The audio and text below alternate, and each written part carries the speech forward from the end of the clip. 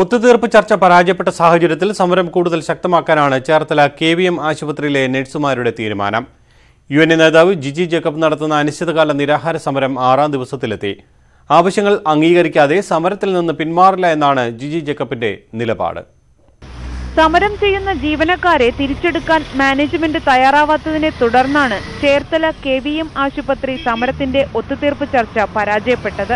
ആശുപത്രിയുടെ പ്രവർത്തനം താളം തെറ്റിച്ച നഴ്സുമാരെ തിരിച്ചെടുക്കാനാവില്ലെന്നാണ് മാനേജ്മെന്റ് നിലപാട്. എന്നാൽ നിയമപ്രകാരമുള്ള ശമ്പളം നൽകുകയും ജീവനക്കാരെ തിരിച്ചെടുക്കുകയും ചെയ്യാതെ സമരം അവസാനിപ്പിക്കില്ലെന്നാണ് നഴ്സുമാർ പറയുന്നത്. നിങ്ങൾ സമരം ചെയ്താലോ ഇത് അടച്ചിട്ടാലോ അവർക്കൊരു കുഴപ്പമില്ല. ബഹുമാനപ്പെട്ട കേരള മുഖ്യമന്ത്രി ഞങ്ങളുടെ ഈ 205 ദിവസത്തെ സമരം കാണുമെന്ന് തന്നെയാണ് ഞങ്ങളുടെ പ്രതീക്ഷ.